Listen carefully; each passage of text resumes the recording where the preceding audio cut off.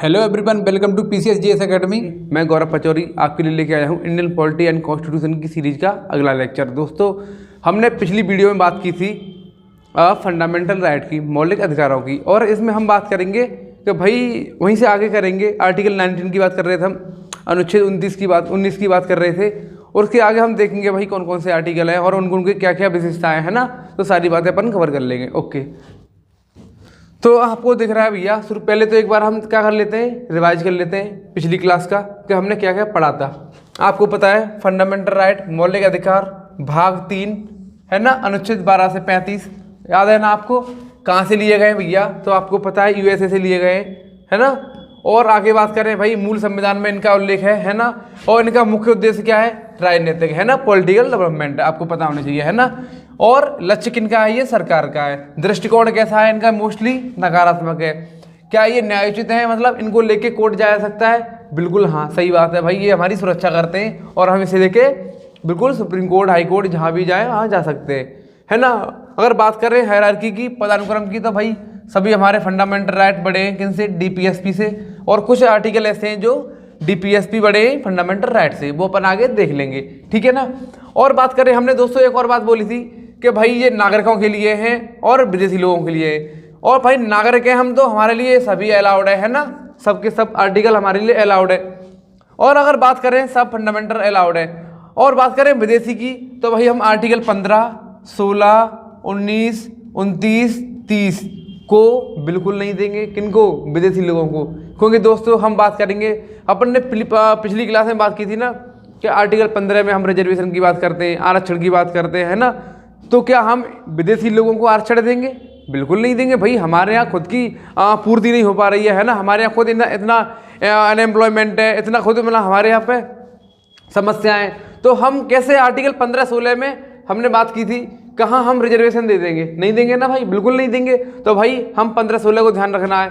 अब बात करें 19 की वो दोस्तों, तो भाई 19 में क्या है, फ्रीडम की बात कर रहे हैं। क्या दोस्तों हम किसी विदेशी आदमी को अपने देश में इतनी फ्रीडम दे देंगे कि यहाँ आके वो कुछ भी बोले, है ना, नहीं ना। तो भाई एक मर्यादा में रखने के लिए, ऐसे तो भाई जो हमारे और कंट्री, अदर कंट्री है ना, जो हमारे मतलब एक तरह से दुश्मन देश हैं या जो भी हैं जहाँ हमारी सरकार की बनती नहीं है, तो वो तो लोग यहाँ आके बहुत मुश्किलें खड़ी कर देंगे हमारे लिए। तो हम इन लोगों को कतई भी ऐसी लिबर्टी नहीं देंगे कि भाई जहाँ आके हमारे खिलाफ कुछ भी बोले या सरकार के खिलाफ कुछ भी बोले। ये हक सिर्फ हमें भारतीय लोगों को है कि भाई तुम कुछ भी बोलो सरकार के खिलाफ, एक दायरे में रह के, ठीक है ना। अच्छा दोस्तों, मैं एक और बात बोल दूँ चलते चलते, आपको ये बात कतई ध्यान रखनी है कि भाई जो फंडामेंटल राइट है, मौलिक अधिकार हैं, जो भाई ये लिमिटेड हैं, मतलब ये असीमित नहीं है कि भाई जितने ज़्यादा असीमित हो, है ना, कुछ भी यूज करो इनके मौलिक अधिकारों का, वो नहीं, कैसे सीमित है, ठीक है ना, एब्सोल्यूट है ना, सीमित है, बिल्कुल एब्सोल्यूट है, अनलिमिटेड नहीं है भैया। इतना ध्यान रखना है कि फंडामेंटल राइट है ना, कतई बिल्कुल देख दिमाग में रख लेना है कि भाई मौलिक अधिकार है वो कैसे लिमिटेड है ना, एब्सोल्यूट नहीं है, ठीक है, इतना ध्यान रखना है। और भाई 29-30 की अपन आगे बात करेंगे, है ना। और आर्टिकल 21 पता है आपको कि भाई राइट टू एजुकेशन है ना, जो भाई अपना 86वां संविधान संशोधन में जोड़ा गया था, आपको पता होनी चाहिए है ना, 86 संविधान संशोधन अधिनियम में जोड़ा गया था, ठीक है ना, आपको पता होना चाहिए। आगे बात करें इमरजेंसी की, तो भाई 20 और 21 को छोड़कर सभी के सभी अनुच्छेद क्या हो जाएंगे, निलंबित हो जाएंगे, ठीक है ना। बस आगे चलते हैं। राज्य की परिभाषा अपन ने कर ली थी, डेफिनेशन ऑफ स्टेट, क्या राज्य की परिभाषा होती है, सारी चीज़ आपको कवर है भाई। आर्टिकल 13 पता ही है ना, फंडामेंटल राइट, मौलिक अधिकारों की सुरक्षा के लिए जो भी प्रोविजन होंगे, और जो कानून जो फंडामेंटल राइट का उल्लंघन करेगा वो उसके सामने क्या होगा, नल एंड वॉइड हो जाएगा, मतलब असंवैधानिक घोषित कर दिया जाएगा, ठीक है। आगे चले, 14 पता ही है आपको, आर्टिकल 14, 15 पता ही है, 16 पता है भाई, 17 पता है, अपन ने पिछली क्लास में कवर किया था, 18 भी पता है ना। 17 में क्या ध्यान रखना है भैया, आपको पता है ना 17 का, कि भाई ये सरकार के साथ साथ जो व्यक्तिगत लोग हैं, जो निजी लोग हैं, उनके खिलाफ भी हम जा सकते हैं ऐसे हालात में, क्योंकि कोई हमारा व्यक्तिगत आदमी वो भी हमसे अगर कुछ गलत बोलता है, कोई गलत भाषा का इस्तेमाल करता है, और जहाँ पे हमें अनटचेबिलिटी दिखाई देती है ना, ऐसे हालात में हम उसके खिलाफ भी जा सकते हैं। मतलब अगर मैं आपसे कुछ बोलूँ गलत, जो आपकी भावनाओं को बहुत ज़्यादा क्षति पहुँचाए, तो आप मेरे खिलाफ भी फंडामेंटल राइट के थ्रू जा सकते हैं और कार्रवाई कर सकते हैं, ठीक है ना, बिल्कुल। आगे बात करें दोस्तों तो आपको पता है ये अपन ने फ्रीडम वाले की बात करी, लिबर्टी की बात करी, तो हमने 4-5 चीज़ देखी है ना। हम जो बोलने के अधिकार है ना, शांतिपूर्ण सम्मेलन, आप आराम से कहीं पर भी हम सम्मेलन कर सकते हो शांतिपूर्ण, पीसफुली, है ना। दंगा नहीं करेंगे हम, नहीं तो जेल, सरकार आपको जेल में फिट कर देगी। और संघ बनाएंगे, यूनियन बनाएंगे, बिल्कुल बनाओ भाई साहब, कहीं भी घूमो, तुम्हारा मन है कहीं भी जाओ, है ना, कहीं भी निवास करो, कहीं भी घर बनाओ। संपत्ति, भाई पहले संपत्ति क्या था, राइट टू प्रॉपर्टी था, वो भाई अधिकार था हमारा, लेकिन इसे खत्म कर दिया गया 44वें संविधान संशोधन में, आपको पता होना चाहिए। कहीं भी व्यापार करो, कोई सा भी व्यापार करो, कोई दिक्कत नहीं है। अब दोस्तों आर्टिकल 20 की बात करें तो बिल्कुल पता होनी चाहिए। हम आगे बात कर रहे हैं आर्टिकल 20 की। अपराधों के लिए 2 सिद्धि से संरक्षण, मतलब अपराध के लिए 2 सिद्धि से संरक्षण। मैंने क्या क्राइम किया ये मैं नहीं बोलूँगा जब तक सरकार प्रूफ नहीं कर देती है ना। कोई कानून प्रूफ नहीं कर देता है, उसके लिए कोई कानून होना चाहिए, लीगल कानून, तभी भाई तुम मेरे ऊपर एक्शन ले सकते हो। अदरवाइज ऐसे नहीं कि तुम मुझसे ज़बरदस्ती बुलवाओ भाई तूने क्राइम किया है, नहीं। ऐसे हालात में खुद तुम्हारा प्रशासन और शासन ये सारी चीज़ें सिद्ध करेंगे भाई तुमने ये कोई क्राइम किया है या कोई तुम्हारे दोष है या नहीं है। वो सारी चीज़ें जिम्मेदारी सरकार की है ना, और लॉ की है। मैं अपने खिलाफ खुद ही या अपने मन से ही खुद से, मुझे कोई प्रेशराइज नहीं करेगा, है ना, दबाव नहीं डालेगा कि भाई तुम अपने खिलाफ ही गवाही दो, ऐसी बातें करो, ठीक है ना। आगे बात करें भाई आर्टिकल 21। भाई देखो दोस्तों बहुत महत्वपूर्ण है 21। देखो मैं आपको एक चीज़ बताता हूँ, जो चीज़ें तुम्हें कहीं दिखाई ना दें, है ना, किसी भी आर्टिकल में, वो चीज़ें तुम्हें कहाँ दिखाई देंगी, आर्टिकल 21 में, है ना। आर्टिकल 21 में राइट टू लाइफ। और दोस्तों हमारा जीवन से जुड़े हुए जितने भी हमारे जो मुद्दे हैं ना, वो सब आर्टिकल 21 में, अनुच्छेद 21 में, चाहे वो जीने का अधिकार, हवा पानी का अधिकार, है ना, खाने का अधिकार, मतलब सारे अधिकार जितनी बात करूँ ना ओवरऑल जो हमारी पर्सनल लाइफ से रिलेट करके हैं, है ना, वो सब आर्टिकल 21 में। तो राइट टू लाइफ एक मतलब इसका मेन शब्द है। बाकी सारी चीज़ें जो बची हुई है ना वो सब किस में है, आर्टिकल 21 में, ठीक है।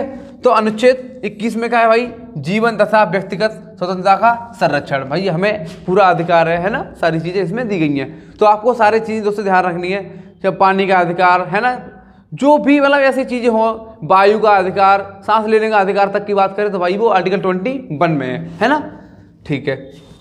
आगे बात करें अनुच्छेद 21 का है ना, अभी बताया था। तो शिक्षा का अधिकार है भाई, कब जोड़ा गया था, 86 में संविधान संशोधन में 2002 में जोड़ा गया था, ठीक है ना, आपको पता होना चाहिए। और इसमें बोला गया था कि 6 से लेके 14 साल तक के बच्चों को फ्री एंड कंपलसरी एजुकेशन, मतलब निःशुल्क शिक्षा, किसने, 6 से लेके 14 साल के बच्चों के लिए निःशुल्क शिक्षा। कौन से में, आर्टिकल 21 के ए में, है ना दोस्तों, देख पा रहे हो आप 21 का ए। तो 21 के ए में आपको दिख पा रहा होगा भैया का अनुच्छेद 21 के ए में हमारा क्या है, राइट टू एजुकेशन, शिक्षा का अधिकार, ठीक है ना। तो भाई शिक्षा का अधिकार कब बना था हमारा, 86वां संविधान संशोधन, ठीक है ना दोस्तों, याद रखना है, ये नोट कर लेना है, 86वां संविधान संशोधन अधिनियम 2002, ठीक है ना, याद कर पाओगे, ठीक है। अनुच्छेद 22 भैया बिल्कुल याद रख लो। अनुच्छेद 22 में क्या है, कुछ मामलों में गिरफ्तारी तथा निर्दोषता से संरक्षण, ठीक है। इसका मतलब दोस्तों हमें कोई ऐसे डायरेक्टली अरेस्ट नहीं कर सकता, है ना, हमें जब तक कोर्ट हमारे लिए सम्मन, मतलब कोर्ट से हमारे ऑर्डर नहीं आता तब तक, है ना। तो ऐसे पुलिस हमें अरेस्ट नहीं कर सकती, जब तक पुलिस के पास कुछ प्रूफ हो, है ना, तभी पुलिस हमें अरेस्ट कर सकती है। ऐसे हालात में भाई और कोई क्राइम होता भी है, गिरफ्तारी होती भी है, तो भाई 24 घंटे के अंतर्गत हमें कोर्ट के सामने उस व्यक्ति को पेश करना होगा। ये जिम्मेदारी किसकी है, प्रशासन की है। किसकी जिम्मेदारी है, प्रशासन की, कि भाई ऐसे हालात में हम 24 घंटे के अंदर उस विक्टिम को क्या करेंगे भैया, कोर्ट के सामने पेश करेंगे। तो हम दोस्तों ये प्री के बेसिस पढ़ रहे हैं, ठीक है ना, तो हमें शॉर्ट में जल्दी याद करना है ना, और देख लेना है कि भाई आर्टिकल 22 में 24 घंटे की बात जो बोली गई है ना, वो आर्टिकल 22 में बोली गई है, हमें इतना ध्यान रखना है हमें, है ना, ठीक है, ओके। बाकी तो देखो अपन मेंस की लेवल पे जाएं तो यहाँ पे आर्टिकल 20, 21, 22 तो बहुत ज़्यादा डिटेल में पढ़ना पड़ता है ना, मतलब घंटों के हिसाब से। लेकिन हम यहाँ प्रीलिम सेंट्रिक हम पढ़ रहे हैं ना, या फिर जो भी स्टेट एग्जाम है हमारे, या जो भी हमारे SSC एग्जाम है, इनके हिसाब से अगर देखें ना तो इतना हमारे लिए काफ़ी है ना, ओके। तो हमें भाई आर्टिकल 22 में 24 घंटे की जो गिरफ्तार आवर की बात करी है ना, वो इसी में बात बोली गई है, ठीक है, आपको ध्यान रखना है। अब भैया अपन ने एक चीज़ देखी कि सबसे पहले हमने क्या पढ़ा था, मैं आपको लास्ट में एक ट्रिक बताऊंगा, ठीक है ना, कि हमें इसे कितने अधिकार हैं, इनकी सबके अधिकार कितने कितने आर्टिकल हैं। तो वो आपको आर्टिकल एक बार एक सीरीज में याद रखने, क्योंकि क्वेश्चन कई बार पूछ लिया जाता है कि इनमें से मान लो शोषण के विरुद्ध अधिकार में कितने अधिकार हैं, है ना, ऐसी स्वतंत्रता के अधिकार में कितने अधिकार हैं, सब में अलग अलग पूछ लिया जाता है। तो मैं आपको एक चीज बताऊंगा, ठीक है, लास्ट में शोषण के विरुद्ध अधिकार, भाई एक्सप्लॉयटेशन, है ना, तो अगेंस्ट एक्सप्लॉयटेशन, ठीक है ना, शोषण के विरुद्ध अधिकार, ठीक है। हम देखेंगे यहाँ पे, तो भैया एक चीज ध्यान रखनी है, अनुच्छेद 23, अनुच्छेद 24, हमारे पास 2 आर्टिकल हैं जिनमें बात बोली गई है शोषण के विरुद्ध अधिकार। तो कितने आर्टिकल हैं? आर्टिकल 2, है ना, 23 और 24। तो इनमें हम दोनों के बारे में बात कर लें, बिल्कुल कर लें भाई। तो मुद्दा ये है कि भाई सर ये करें तो करें क्या इनका आर्टिकल का, तो भाई करना ये है कि ये मानव दुर्व्यापार तथा बलात् श्रम से संरक्षण, मतलब भैया ह्यूमन ट्रैफिक, ह्यूमन ट्रैफिक जानते हो ना, किसी औरत को बेचना, किसी लड़की को बेचना, किसी लड़के को बेच देना, ये सब का ह्यूमन ट्रैफिकिंग है भैया, है ना, इनका इलीगल प्रयोग करना, ये सब का ह्यूमन ट्रैफिकिंग है। तो भाई मनुष्य को हम ऐसे कोई व्यापार नहीं कर सकते, कोई देह व्यापार की बात करें, है ना। तो ऐसे हालात में हमें आर्टिकल 23 में संरक्षण मिलता है कि भाई हम ह्यूमन ट्रैफिकिंग नहीं करते, मानव दुर्व्यापार नहीं कर सकते, किसी व्यक्ति को या किसी महिला को इस तरीके से कोई ट्रेड नहीं कर सकते इनका, है ना, समझ पा रहे हो ना आप। और भाई बलाश्रम, बलाश्रम जानते हो दोस्त, फोर्स लेबर,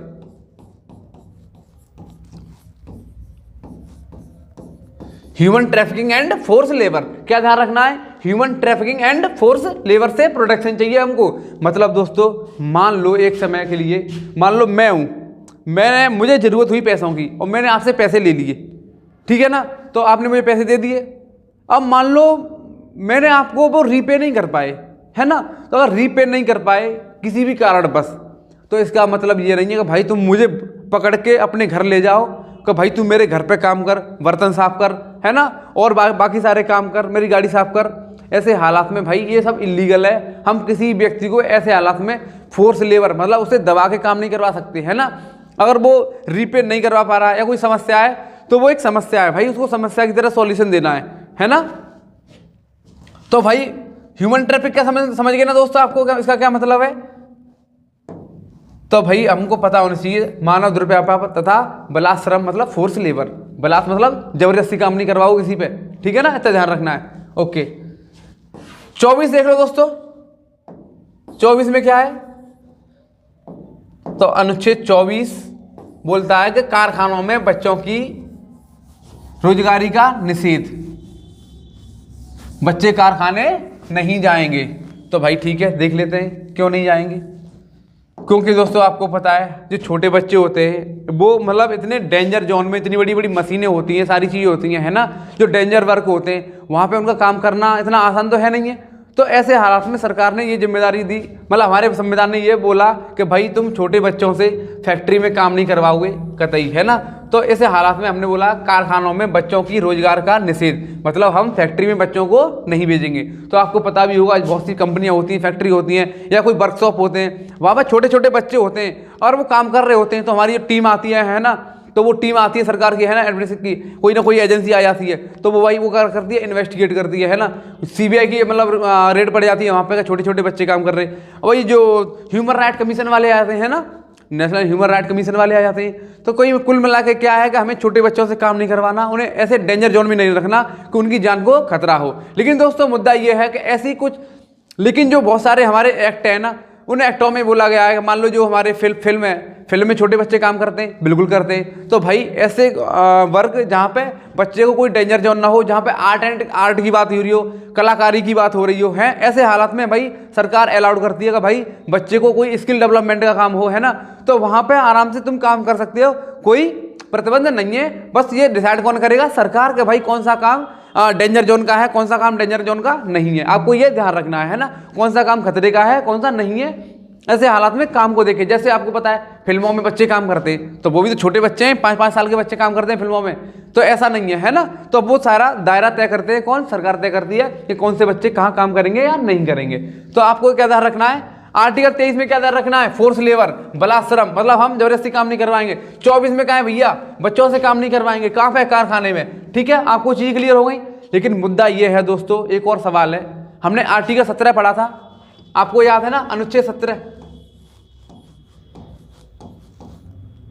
अनुच्छेद 17 आपको याद है भैया, जिसमें बोला गया था कि भाई हम क्या नहीं करेंगे, छुआछूत की बात नहीं करेंगे, है ना, मतलब अनटचेबिलिटी की बात नहीं करेंगे। अगर कोई ऐसी बात बोलते हैं तो हम सरकार के साथ साथ निजी व्यक्ति के खिलाफ भी जा सकते हैं, है ना। निजी व्यक्ति जानते हो ना, मैं और आप सब निजी व्यक्ति हैं, प्राइवेट पर्सन है ना।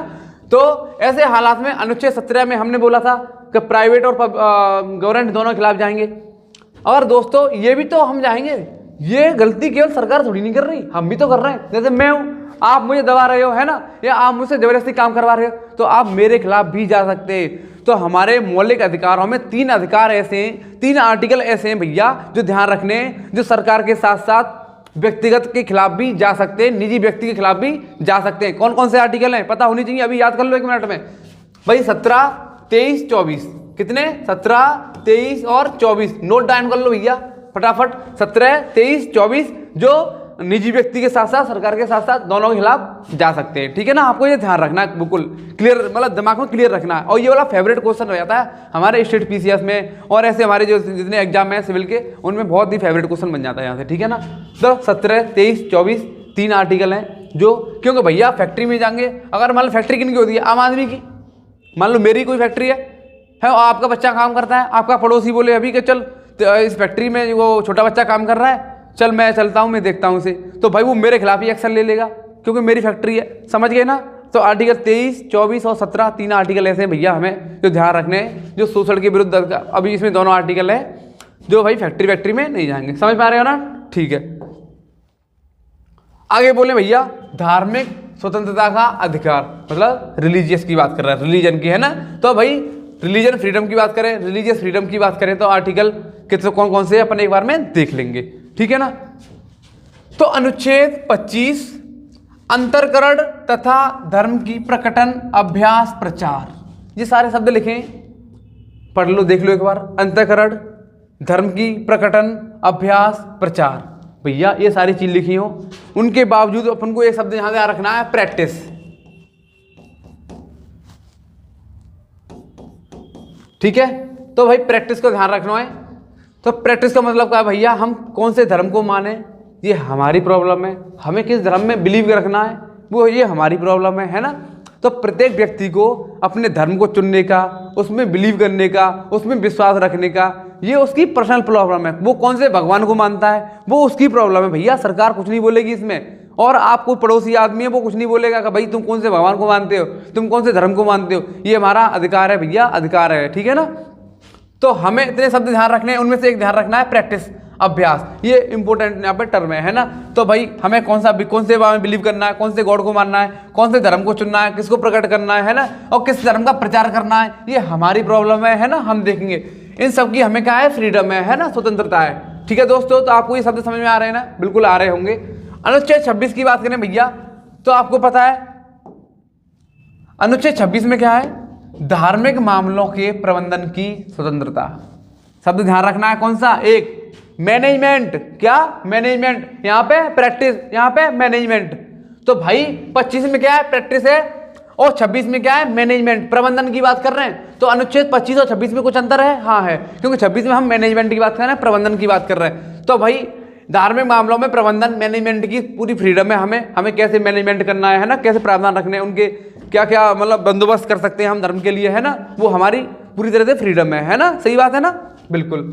अनुच्छेद 27 की बात करें भैया, किसी विशेष धर्म को प्रोत्साहित करने के लिए कर भुगतान की स्वतंत्रता, ठीक है ना। तो जितनी टैक्स की बातें करेंगे ना भैया, तो 27 में बात बोली गई है कि भाई हम किसी विशेष धर्म को प्रोत्साहित करने के लिए कर भुगतान करने की स्वतंत्रता। तो भाई उसकी मर्जी है वो किसको पे करता है, तुम ऐसे इलीगली किसी से बोल नहीं सकते भाई तो टैक्स पे कर। कोई व्यक्ति है, मेरा मन है मैं किसी को दान दूं ना दूं, टैक्स पे। इस मामले में टैक्स की बातें बोली है ना, वो कौन से आर्टिकल में बोली है भाई, कौन से आर्टिकल में, 27 में। तो भाई टैक्स के मामले की सारी बातें हमें आर्टिकल 27 में बोली गई है ना। तो यहाँ पे क्या है भैया, प्रैक्टिस है, यहाँ पे क्या है, मैनेजमेंट है, प्रबंधन है, यहाँ पे क्या है भैया, टैक्स है। तो 25, 26, 27 तीनों याद है ना आपको, बिल्कुल ठीक है। अनुच्छेद 28, कुछ शैक्षिक संस्थानों में धार्मिक निर्देशों, है ना, और धार्मिक उपासना के लिए उपस्थिति होने की स्वतंत्रता। भैया आपकी मर्जी है कि भाई कौन से आप कौन से स्कूल में पढ़ते हो, है ना, कौन से स्कूल में मदरसा में पढ़ते हो या वैसे नॉर्मल स्कूल में पढ़ते हो, है ना, गोकुल में पढ़ते हो। भाई ऐसे मामले में पर कोई जनरल स्कूल में भी पढ़ रहे हैं, कहीं भी पढ़ें, तो ऐसे मामले में मेरी मर्जी है मैं कौन सी प्रार्थना गाऊँ नहीं गाऊँ, है ना, ये मेरी प्रॉब्लम है ना। तो आपको याद रखना कि कुछ शैक्षिक संस्थानों में धार्मिक निर्देशों, भाई जो रिलीजियस जो डायरेक्टर होते हैं ना, उनकी बातें बोली गई हैं कि वो धार्मिक उपासना कौन से मतलब धर्म में बिलीव करे, कौन सी मतलब प्रार्थना गाए, वो भाई उस बच्चे की, उस स्टूडेंट की प्रॉब्लम है, उसको वो पूरी तरह से फ्रीडम है ना। तो आप अपन जिस स्कूल में पढ़ते हैं कोई सी प्रार्थना गाएं ना गाएं, वो भाई तुम्हारी, हम किसी को जबरदस्ती ये नहीं बोलेंगे भाई कि तू ये वाली प्रार्थना कर या ये वाले नियम मान। ऐसे मामले में कुछ धार्मिक नियम भी है वो हाँ हमारे एजुकेशन मामले में इंटरफेयर करते हैं, ठीक है ना। ओके आगे चलते हैं। अब देखो दोस्तों कुछ ऐसी चीज़ें हैं, कल्चरल एंड एजुकेशनल राइट याद रखने हैं, सांस्कृतिक एवं शैक्षणिक अधिकार, कल्चरल एंड एजुकेशनल राइट, ठीक है ना। अनुच्छेद कौन कौन सा है? 29, 30, ठीक है। कौन से आर्टिकल हैं? 2 हैं, 29 और 30। तो भाई क्वेश्चन यही आता है कि इनमें से कौन सा सांस्कृतिक एवं शैक्षणिक अधिकार है। तो भाई छांट लेना, खुद एलिमिनेट कर लेना, याद कर लेना, ये देख लेना कि भाई ये कौन सा है। अभी अपन कंफ्यूज कहाँ होंगे, आर्टिकल 25, 26, 27, 28 है ना, वहाँ से उधर क्या बोला था भाई, संस्थानों में, है ना, धार्मिक स्वतंत्रता की बात बोली है ना, इंस्टीट्यूट में, है ना, एजुकेशन में, स्कूल में, कॉलेज में, जहाँ पे क्या बोलिया भैया, अल्पसंख्यक, अनुच्छेद 29 में अल्पसंख्यकों के हितों का संरक्षण। अच्छा दोस्तों, अल्पसंख्यक क्या होता है? दोस्तों अल्प का मतलब क्या होता है? कम। आपको पता है ना, अल्प का मतलब होता है कम, संख्या का मतलब संख्या, जो संख्या में कम हो वो सब अल्पसंख्यक हैं। तो अल्पसंख्यक का मतलब वो नहीं है जो आप सोचते हो कि बहुत जो निचले स्तर के लोग हैं या कोई लोअर क्लास है, ऐसा नहीं है भैया। हमें पूरा फोकस रखना है, एक होता है माइनॉरिटी, एक होता है मेजॉरिटी। तो भाई आपको पता होना चाहिए, है ना, माइनॉरिटी एंड मेजॉरिटी। तो ऐसे दोस्त, ऐसे जो धर्म है जो कम संख्याओं में कम है, जैसे जैन लोग हैं, बुद्ध लोग हैं, पर्शियन लोग हैं, ये सब इंडिया में है ना, देखा है संख्याओं में कम है। मुस्लिम लोग हैं, आपको पता है ना, ये संख्या में कम है। तो जैन, बौद्ध, मुस्लिम, ये सब कितने संख्या में कम है, तो ये किस में आते हैं? अल्पसंख्यक में, है ना, माइनॉरिटी में। और मान लो जैसे हिंदू है, हिंदू तो माइनॉरिटी में नहीं है, ये कैसे हैं? हिंदू लोग किस में है? मेजोरिटी में। तो आपको पता होना चाहिए जो हिंदू लोग हैं वो मेजोरिटी में, इसे इसका मतलब ये बहुसंख्यक बोलते हैं, इसे क्या? बहुसंख्यक, ठीक है। और ये अल्पसंख्यक, क्या? अल्पसंख्यक, ठीक है। तो अल्पसंख्यक, अब पता चलेगी ना इसमें क्या अंतर है। जो संख्या में भाई कम है, जिनकी पॉपुलेशन कम है, वो सब माइनॉरिटी के होते हैं, अल्पसंख्यक होते हैं। और जो मेजोरिटी में होते हैं, जो नंबर ऑफ पीपल से ज़्यादा होते हैं, वो तुम्हारे मेजोरिटी में होते हैं, ठीक है ना। अब ठीक है ना, क्लियर है। तो भाई दोस्तों क्वेश्चन ये आता है कि इनमें से कौन से अनुच्छेद में अल्पसंख्यकों के हितों की रक्षा की गई है। तो दोस्तों पता होना चाहिए अनुच्छेद 29 और 30 में, दोनों में अल्पसंख्यक की बात बोली गई है ना, ठीक है। अनुच्छेद 30 की बात कर लें तो ऐसे मामले में इनके हितों की रक्षा करेंगे, बिल्कुल सही बात है, माइनॉरिटी की। अब मतलब क्या रक्षा करोगे सर, ये तो बताओ भाई। उनकी भाषा बचाएंगे, उनके कल्चर बचाएंगे, उनकी प्रैक्टिस बचाएंगे। मान लो कोई जनजाति है या कोई अल्पसंख्यक है, तो उनके जो कल्चर है, उनकी लैंग्वेज है ना, उनके कुछ तरीके जीने के, उनकी जो कस्टम है ना, उनकी जो प्रथाएं, उन्हें संरक्षण देंगे दोस्तों, है ना। ये सब यही तो रक्षा करेंगे हम, उनके कल्चर, उनकी लैंग्वेज, उनकी प्रैक्टिस, है ना, जो उनमें मानते हैं, उनके सारे जो फंक्शन है, उन सबको सेव करने की उन्हें संरक्षण देंगे, ताकि वो लोग मतलब विलुप्त ना हो, उनका कल्चर विलुप्त ना हो। इसलिए हम ऐसे मामले में अल्पसंख्यक की बात बोल रहे हैं कि भाई वो भी लोग आगे मुख्य धारा में जुड़े रहें और आगे जाएं, ठीक है ना, बिल्कुल सही बात है। अल्पसंख्यकों को अपनी शैक्षणिक एवं शैक्षणिक एजुकेशनल इंस्टीट्यूट, है ना, खोलने का और चलाने का अधिकार। ऐसे मामले में दोस्तों ये सरकार बोलती है, या हमारे जो संविधान है बोलता है अनुच्छेद 30 कि भाई जो अल्पसंख्यक लोग हैं ना, उन्हें अपने हिसाब से, अपने तौर तरीकों से, अपने धर्म के अनुसार और अपनी प्रथाओं के अनुसार, या जो संख्या में कम है, वो अपने हिसाब से दोस्तों स्कूल कॉलेज खोल सकते हैं। जैसे फॉर एग्जांपल आपको पता है मदरसा हुआ, है ना, अपना जो गुरुकुल है ये हुआ, है ना। अब देखो ये सारे चीज़ लोग क्या होता है, बहुत ही पर्शियन स्कूल होते हैं, आंग्ल भारतीय स्कूल होते हैं, आपको पता है ना, ये सब माइनॉरिटी में है ना। तो ऐसे मामले में जो अपने अपने स्कूल खोल लेते हैं, आपको पता है, तो वो सही बात है भाई। तो एजुकेशन की बात करें तो भाई बिल्कुल सही बात है। ऐसे मामले अपने हिसाब से शिक्षा स्कूल खोलें, कॉलेज खोलें और अपने हिसाब से उन्हें चलाएं आगे, ठीक है ना, आपको पता होनी चाहिए। तो ये सरकार तय करेगी कि सरकार का इसमें कितना पैसा लगा है। और दोस्तों मैं एक शब्द में बोलूँ, ये इसकी जो संस्थाएं होती हैं ना, कई टाइप की होती हैं। मतलब पॉलिटी हमारे लक्ष्मीकांत में 3-4 टाइप की दी हुई है कि जब सरकार का रोल, सरकार का पैसा लगा हो या सरकार का कितना पैसा लगा हो, तो वही वो ये सारी 4-5 कंडीशनें होती हैं। उसके आधार पर या तो सरकार का ज़्यादा पैसा लगा हो तो सरकार की वहाँ पे अथॉरिटी रहती है, सरकार के भी रूल एंड रेगुलेशन रहते हैं, है ना। और पूरा पैसा किसी धर्म का ही लगा है, विशेष मतलब समुदाय का लगा है, तो वहाँ पे सारी जो रूल एंड रेगुलेशन है, नियम कानून है, वो खुद वो धर्म ही बनाएगा, ठीक है ना। वो सारी चीज़ डिपेंड करती है कितना कौन कितने मेजोरिटी में, ठीक है। ठीक है भाई, संवैधानिक उपचारों का अधिकार, भैया एक और याद रखनी है, क्या, संवैधानिक उपचारों का अधिकार, ठीक है ना। इसका मतलब क्या है कि भाई जो हमारे फंडामेंटल राइट हैं, भाग 3 है ना, इन हमने भाग 3 में इतनी सारी बातें करी सुरक्षा की, तो भाई ये तो बताओ कि हम सुरक्षा जाएं कहाँ। तो भाई जाना कहीं नहीं है, अनुच्छेद 32 में जाना है और बोलना है भाई इस भाग द्वारा प्रदत्त अधिकारों को लागू करने से संबंधित उपचार। मतलब अगर इस भाग में जो जितने भी प्रावधान दिए गए हैं ना, अगर उनमें कोई उल्लंघन करता है ना, कोई समस्या आती है, तो भाई अनुच्छेद 32 हमारे लिए तैयार है, बैठा हुआ है कि भाई हम तुम्हारी, मतलब वो रायपाल में ना, मुझे आता है मुझे, तो भाई हम तुम्हारी रक्षा करेंगे। तो अनुच्छेद 32 क्या बोल रहा है, छाती पीट के हम तुम्हारी सुरक्षा करेंगे। मतलब मौलिक अधिकारों की सुरक्षा के बारे में बात करें तो भाई कौन आएगा, अनुच्छेद 32 है ना, वो हमारा संरक्षक है, ठीक है ना। तो आपको पता है कि भाई संविधान में हमारे जो मेन आदमी है ना, जो काम करता है फंडामेंटल का, वो अनुच्छेद 32 है, ठीक है ना।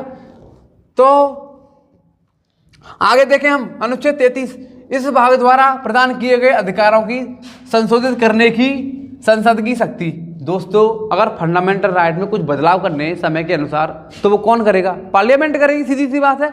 तो मौलिक अधिकारों में परिवर्तन किए जा सकते हैं, बिल्कुल किए जा सकते हैं। कौन करेगा, संसद करेगी। कौन, संसद करेगी, ठीक है ना।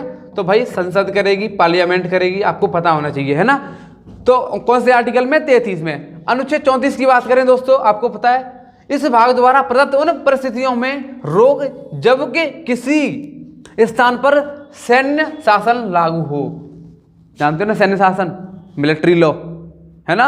देखो अपना जो कोर्ट अलग है, पता है इसमें, और एक मार्शल कोर्ट अलग होता है। मतलब मिलिट्री का कोर्ट कतई अलग होता है सुप्रीम कोर्ट से, है ना, वहाँ के अपने तरीके होते हैं। तो भाई ऐसे हालात में अगर कोई असुरक्षा का अभाव है भारत में, है ना, कोई इनसिक्योरिटी का अभाव है ना, कोई इशू आ रहा है, ऐसे हालात में भाई फंडामेंटल राइट के लिए हम ऐसे मामले में अनुच्छेद 34 बोलता है कि इस भाग द्वारा प्रदत्त उन परिस्थितियां, ऐसी सिचुएशन दोस्तों जहां पे किसी स्थान पर सैन्य शासन लगा हो, तो ऐसे हालात में हम पार्लियामेंट तय करेगी वहां पे क्या सिचुएशन रखनी है, क्या नहीं रखनी है ना। तो आर्टिकल 34 में क्या है, मिलिट्री शासन की बात बोली गई है फंडामेंटल राइट में, है ना।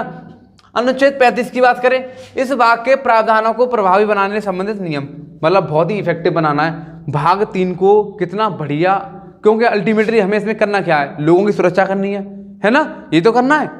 तो भाई उन्हें संरक्षण देना है, फंडामेंटल राइट का मतलब क्या है, मौलिक अधिकार, सुरक्षा देनी है। तो ऐसे हालात में अच्छे से अच्छी कोशिश करी जाए, सरकार अच्छे से अच्छी कोशिश करे, और कि भाई इस वाक्य प्रावधानों को अच्छे से अच्छे इफेक्टिव हो पाएंगे, मतलब सच में लोगों की सुरक्षा हो पाए, है ना। ऐसे नहीं खाली बोल दिया, वैसे तो आपको भी पता है कितनी कौन सुरक्षा कर पाता है और किसको कितने अधिकार है ना, क्या पॉलिसी रहती है सरकार की और कैसे सरकार अपना तरीका दिखाती है, वो हमें बात नहीं करनी है, वो सब पॉलिटिशियन की बातें। हमें मुद्दा याद रखना अपनी पॉलिटी के लिए, अपने सिलेबस के लिए, कि ऐसे हालात में मतलब बहुत अच्छे से इफेक्टिव बन पाए, है ना। तो हमें देखो मेजरली अपन को अब क्या ध्यान रखना है। अब मैं आपको एक चीज बताऊं, अपन ने सबसे पहली स्लाइड कौन सी पढ़ी भैया, समता का अधिकार। तो कितने आर्टिकल, कितने भैया जी आर्टिकल, 5, ठीक है। स्वतंत्रता का अधिकार कितने हैं भैया, 1 2 3 4, ठीक है, 4, 5 पहले थे, 4 ये गए, ठीक है। कितने हैं भैया, 23 और 24, कितने मतलब 2, 5 पहले थे, 4 बाद में आए, 2 अब आ गए, ठीक है। कितने हैं भैया, 1 2 3 4, 4। तो भाई मैं अगर थोड़ा इरेज करके 1 सेकंड में आपको बताऊं,